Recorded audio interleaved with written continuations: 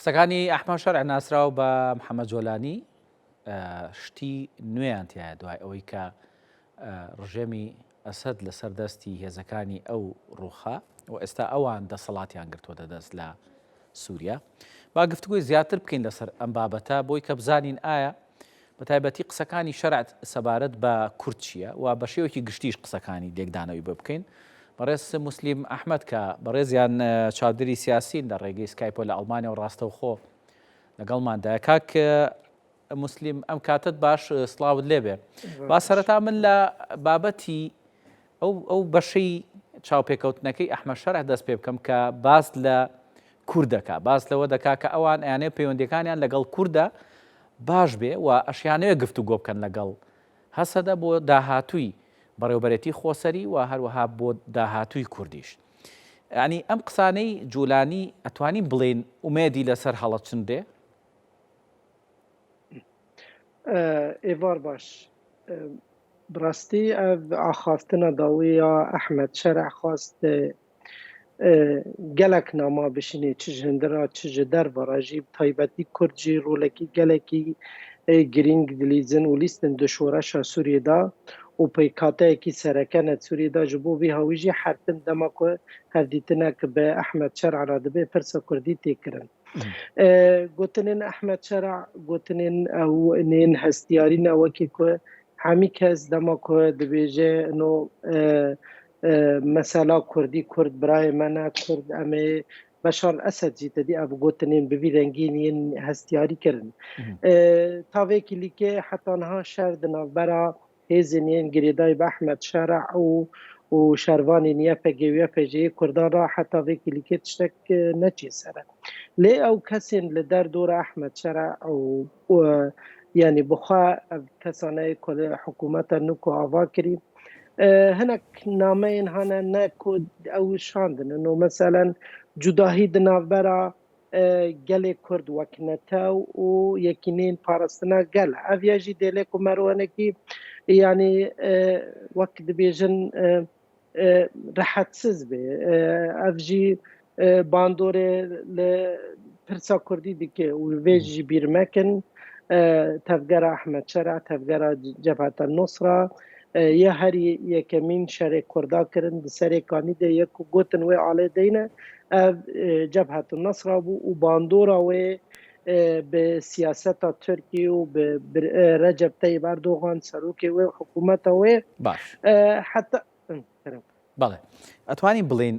چونکە لە بەشێک لە قسەکانیا وەکو بوتیشم باز لەوە دەکا کە ئەوان دانوستان لەگەڵ هەسەدە دەکەن یعنی ئەتوانین بڵین حکومەتەکەی ئەحمەد شەرع لە دیمەشق کە حکومەتێکی ڕاگوزەرەوەکوی کە باسەکرێ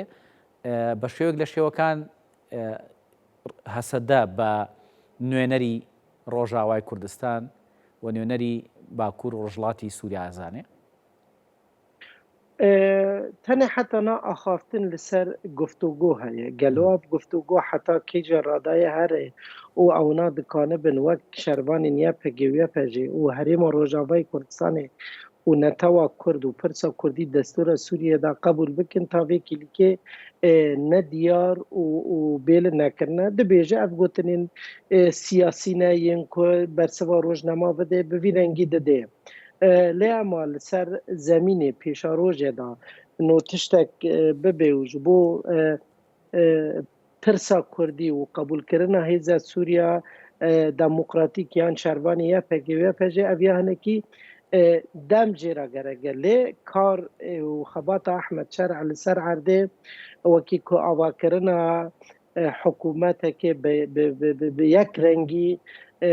wek guftûgû bi aliyên din çi Kurd çi Elewî çi Durzî ra nekir meselen ji destpêkê re nexwast ku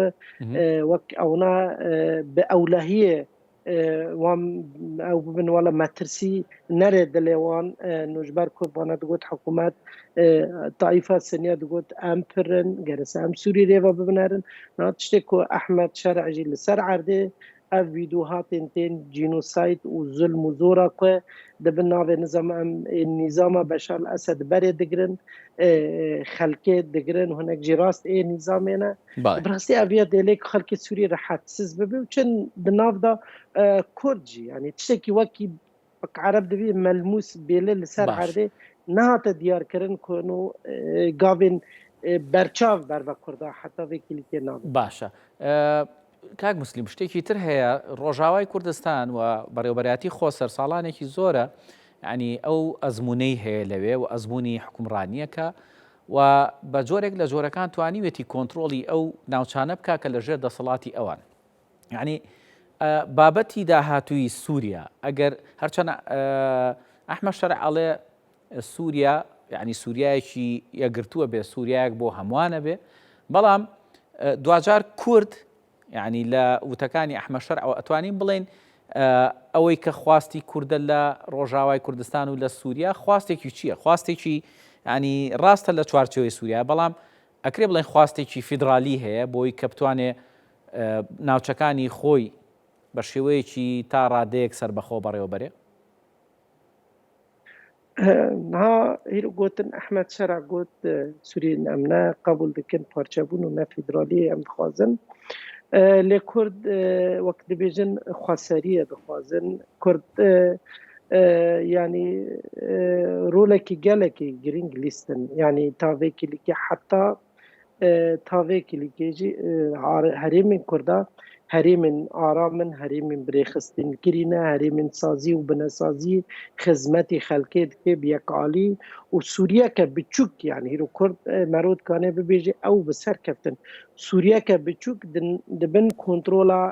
هزا کردی ده یعنی ده همی پیکاتان دبینی ده عربا دبینی ده خرستیانا دبینی ده ترکمانا دبینی ده کردا دبینی و ده کمنتا و اندجی دبینی یعنی حتی و کلیکه بسرکفتی در باست بو بسرکفتی جی در باست به اونرینا ویج پیشا روژا سوریه را یعنی کرد حرتم دبیجن ام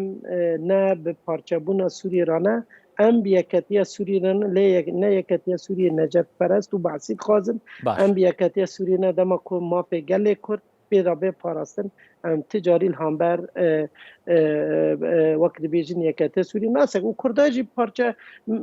الهامبر پارچه بونی ساکنین و شهر کردن یعنی داگرکاری دولت کرد و ایریش اول سر آقا سوری یک الهامبر داگرکاری ساکنین پارچه بونی ساکنین کرد بون نه و کسی ندبون. باشه کاک مسلم شتێکی تر کە ئەحمە شەرع ئاماژەی پێکردووە کە لەوانەیە جۆرێک لە دڵەڕاوچێ بۆ خەڵکی سووریا دروستکە و داهاتۆکەشی لەوانەیە زیاتر داهاتووی ینی حکومڕانی وڵاتە دوور بخاتەوە ینی باز لەوە کە ئەوان بۆ ئەوەی کە بتوانن هەڵبژاردنێکی پاک و بێگەر بەڕێوەبەرن پێویستیان بەوەیە کە دەستورێکی باشیان هەبێ پێویستیان بە ڕێخستێکی زیاتر هەیە بۆ بابەتە ینی ئەو ئاماژەی بۆ کردو لەوانەیە ئەمە 4 ساڵ بخایێنێ ینی ئەمە بۆ خۆی جۆرێک لە گومان دروست ناکات لەلایەن پێکهاتەکانی تری سووریاوە بۆی کە ئەم بابەتە 4 ساڵ دوا بکەوێ ینی جۆرێک لە دڵە ڕاوچێ دروست ناکات جۆرێک لە پشێوی دروست ناکات لە ناو سووریا. براستی اویا جی هریم گرینگ و یه مترسیه آخرتنا احمد شرع یعنی پشتی 3 سالان قداندنا دستوری سوری و پشتی 4 سالان جی یکمین هل بجارتن اویا دله کو خلق سوری به آرام به و حتم به ترسیل جیان بکه اف گوتنین احمد شرعی رو دیار دکه که انو اف بخوازی تنه رهن خبر دل سر دستلاته و یعنی لسر ده سلات ببینه و تجاری جی نده کسی تنه رنگ هات گویراندن بشار الاسد شو احمد شرع هات افتشتان مترسیه چید که یعنی که بچه آوایی بچه زاگونی دهندر با 4 سالا ده احمد شرع سوریه ریبا ببهره ندمه کی والله این کورتا 6 مهن مرو والله دبی دستوری و دستوری سوریه نها سکناندی پرلمان سکناندی دیگه حتی 4 سالا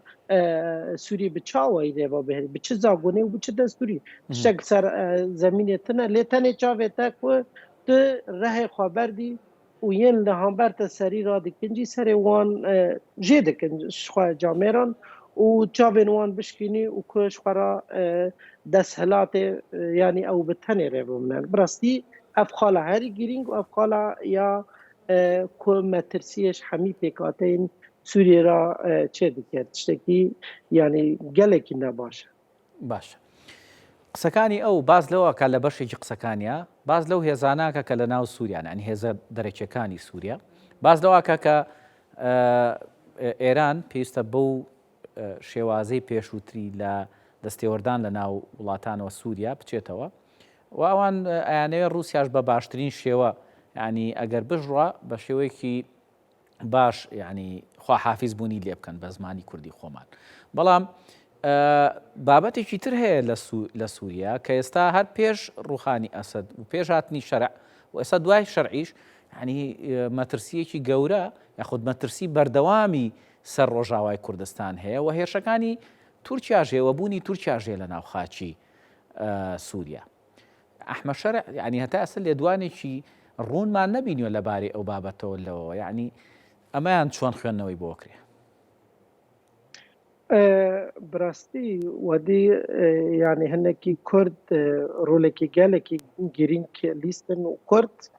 یعنی شەرێ 2014 دا دکانە بوون ڕەوش بگوێرانە دنیا عالم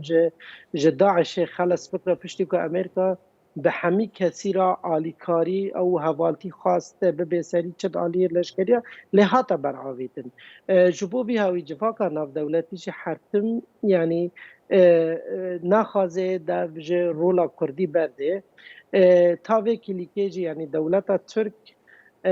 gelek bi zan van dike ew jî vê pirsê zanê eno ku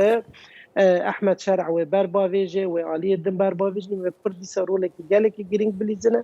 ji bo vê meselê ew guvaşa Rojavayê Kurdistanê lê ema wek Ehmed Şerع eno heta vêkî lîkê medî yanî bi tirs nêzî mesela Kurdan dibe bi tirs nêzî xweseriya demokratîk dibe dizanê giringiya xweseriya demokratîk di coğrafya Sûriyê de û di rojhilata navîn de yanî ne tenê Amerîka û Ewropa hinekî piştgiriya xweseriya demokratîk ya Kurdan di Rojava de dikeve bercewendî wan yanî medî Suûdiyê, Îmarat û Mesir jî ji hatina Ehmed Şerع ya destselatdarê û ew hezkirina evîna wek çik û xortekî ji hev re navbera Ehmed Şerع û rejîma dewleta Tirkiye ra ev nabê rehetsizin. Ev ya dikeve xizmetî wan jî dema ku destê alîkarî û piştgirî û hebûna Kurdan ser erdê biparêzin her wiha kêmnetewên din Sûriyê jî yanî tiştê ku Kurda dixwastin dixewînê ji hemî xelkê Sûriyê ra ku ino xweserî û fîderalî çareya Sûriyê ra. بەس خۆش بێ زۆر سپاس بەڕێز موسلیم ئەحمەد چاودێری سیاسی کە لە ئەڵمانیا و لەگەڵمانە وێ سپاس